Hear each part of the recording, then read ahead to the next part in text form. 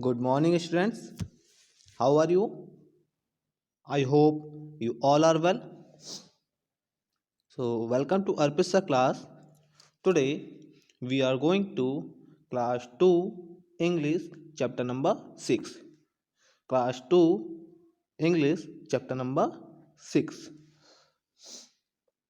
So, the name of the chapter is Flying Kite. Flying Kite यानी कि उड़ती हुई पतंग. आपका पोयम है. आपका पोयम आपको लर्न भी करना है. Okay, so read the carefully. Okay, लिखा हुआ है, I often sit and wish that I often sit and wish that I. तो बच्चा है, आप देखते हैं जब कभी बच्चे बैठते हैं तो कहीं अपने ख्यालों में खो जाते हैं. उसी प्रकार ये बच्चा भी अपने ख्यालों में खोया हुआ है. तो क्या है, I often sit and wish that I could be a kite up in the sky and ride upon the breeze and go whatever way it chanced to blow. तो बच्चा क्या सोचता है, I often sit and wish that I, यानी कि मैं अक्सर बैठ जाता हूँ और ये कामना करता हूँ, यानी कि ये सोचता हूँ कि could be a kite up in the sky, यानी कि क्या मैं पतंग पर सवारी कर सकता हूँ, यानी कि क्या मैं पतंग पर कि क्या मैं आसमान में पतंग हो सकता हूँ. And ride upon the breeze and go, और इस पर सवारी कर सकता हूँ. ब्रीज एंड गो, और जिधर चाहूँ उधर जाऊँ.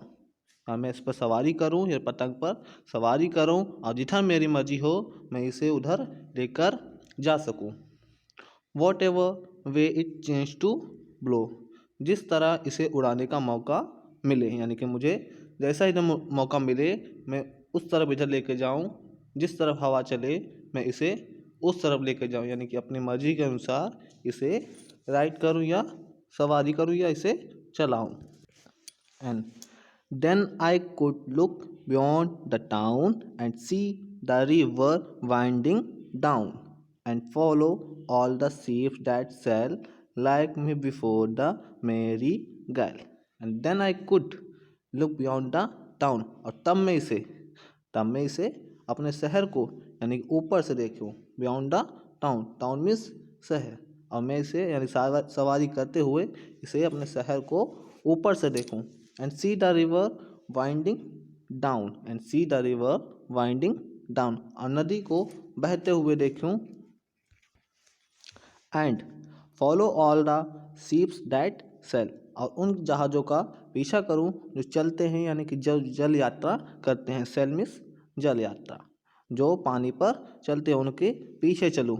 लाइक मी बिफोर द मेरी गैल, आनंदमयी आंधी से पहले मेरी तरह, यानी कि आंधी आने से पहले मैं इनका आनंद ले सकूं. गेल मीन्स आंधी.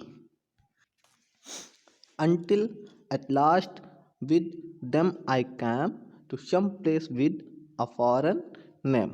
Until at last with them I came, और जब तक मैं उनके साथ नहीं आता. To come to some place with a foreign name, और किसी विदेशी नाम के साथ किसी स्थान पर. Okay, so again read the poem. I often sit and wish that I could be a kite up in the sky and ride upon the breeze and go whatever way it chanced to blow. Then I could look beyond the town and see the river winding down and follow all the ships that sail like me before the merry gale, until at last with them I came to some place with a foreign name. Okay, again read the poem. एक line मैं पढ़ूंगा and then after आपको repeat करना. Okay, so let's start. I often sit and wish that I could be a kite up in the sky and ride upon the breeze and go whatever way it chanced to blow. Then I could look beyond the town and see the river winding down and follow all the ships that sail like me before the merry gale, until at last with them I came to some place with a foreign name. Okay, so who wrote the poem? To F.D. Sherman. F.D. Sherman, you write the poem. Thank you for watching them.